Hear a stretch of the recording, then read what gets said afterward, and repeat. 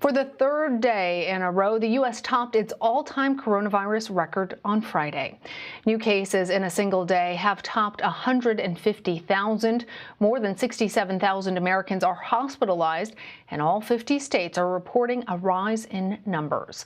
President Trump spoke for the first time Friday since President-elect Joe Biden was declared the presumptive winner of the 2020 election. He denied that his administration would propose a national lockdown, but Mr. Trump claimed a vaccine would be available for vulnerable populations in a matter of weeks.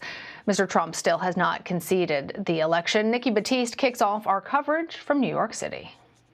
The pandemic not just getting worse, but raging throughout the nation. For the first time, all 50 states seeing a rise in daily coronavirus cases, according to CBS News analysis. Governors across the country practically begging residents to follow health safety guidelines.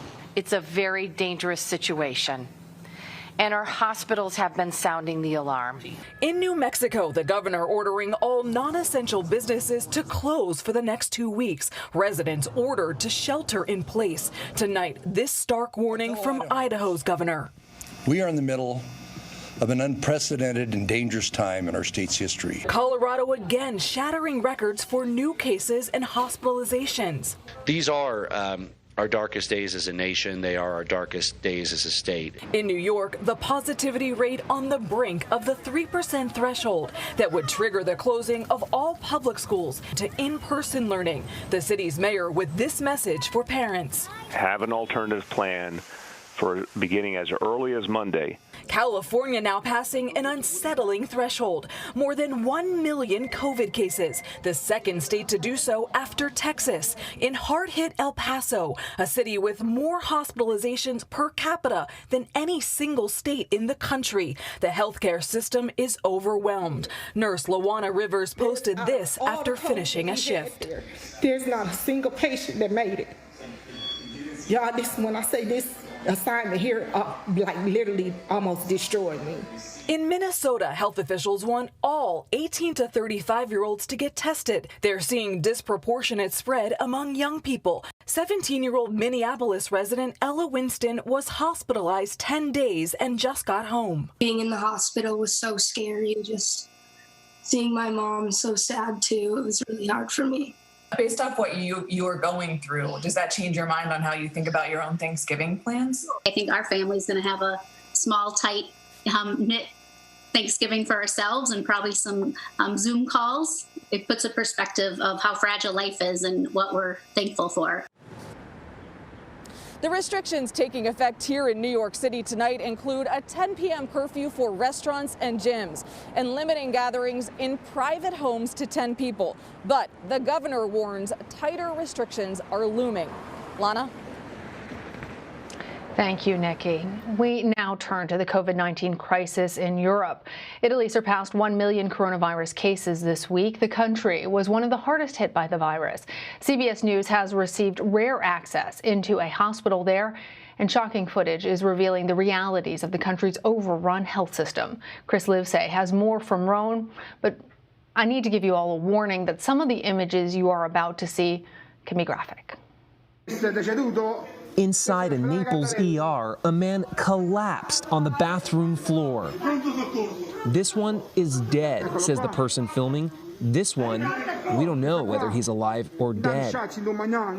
Even ICUs struggle as the body count soars, something we witnessed up close in Rome. So this is a patient who just passed away from COVID-19. Just this moment, cioè proprio in questo istante è morto. So just 2 or 3 minutes ago, this patient was alive and now he's passed away. Unfortunately, it happens, says Dr. Sebastiano Petrarca, more and more often as infections surge across Italy, once the worst hit country at the start of the global pandemic. Italy was the first country in the world to lock down nationally so that this would never have to happen again. But Italians eventually dropped their guard, says Dr. Petrarca, who's now running out of ICU beds. Rome's COVID hospitals are saturated, he says. It's exploding again. Chris Livesay, CBS News, Rome. For more, let's bring in Dr. Amesh Adalja. He's an expert on infectious diseases and a senior scholar at Johns Hopkins University Bloomberg School of Public Health. Doctor, first of all, seeing these reports and the work that healthcare providers are doing, before even giving you a question, I just want to start off by thanking you and all frontline workers for what you're doing. You're welcome. Thank you. So the big hope today is, of course, the vaccine. At Friday's press conference at the White House, President Trump said a coronavirus vaccine will be widely available, quote, as soon as April. We are all, of course, hoping that this is true. Given your experience, do you find this timeline realistic? I think it's in the realm of possibility, but we have to be prepared for there to be hiccups when we start to produce a vaccine, which we still don't have an approval yet for a vaccine or safety data. Well, earlier this week, trying to make 600 million Americans a two-dose vaccine, and it's also something that needs to be put into cold storage that is very difficult to do logistically. Yeah, we're learning so much more about that cold storage, and it's not just cold, it's extremely cold storage.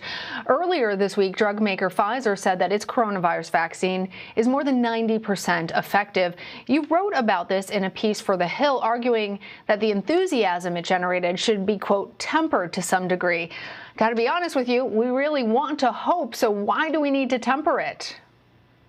We need to temper it because, just for the first question you asked me, that this isn't something that we have at hand right now. You can't go to a drugstore and get vaccinated. This is a long process to turn a vaccine into a vaccination. And if we don't get this distribution right, if there are hiccups in getting this into the arms of Americans, we're not going to be safe from this virus. And you have to remember that we don't want people to get this false sense of security, that now that a vaccine has been made, that all of a sudden they can let their guard down, that they don't have to do anything for these next couple of months because there is a light at the end of the tunnel. While there is a light at the end of the tunnel, we're still in the tunnel, and many people are going to die between now and when that vaccine is available, and many hospitals may be pushed to the brink before that vaccine is available. So we cannot let up. We have to continue to be vigilant about this virus until that vaccine becomes a true reality for all of us.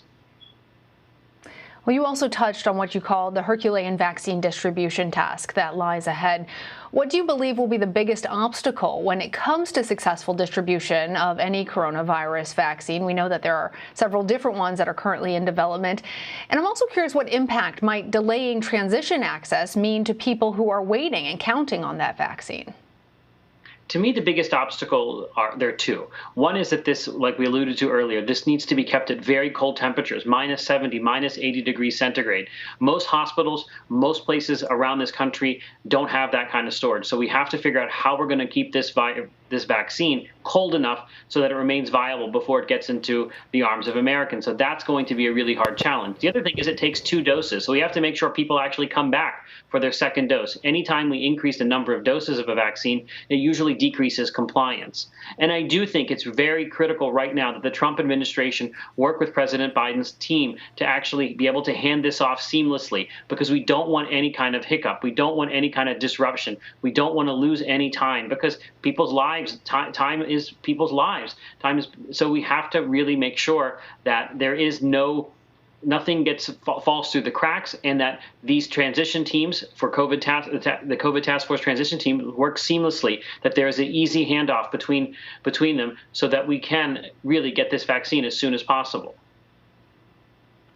Well, Doctor, you recently said that the first thing you want President-elect Joe Biden to do with regards to fighting the virus when he takes office is to, quote, restore the CDC back to the driver's seat. What do you mean by this, and what kind of strategy do you think is necessary to now get a handle on this virus?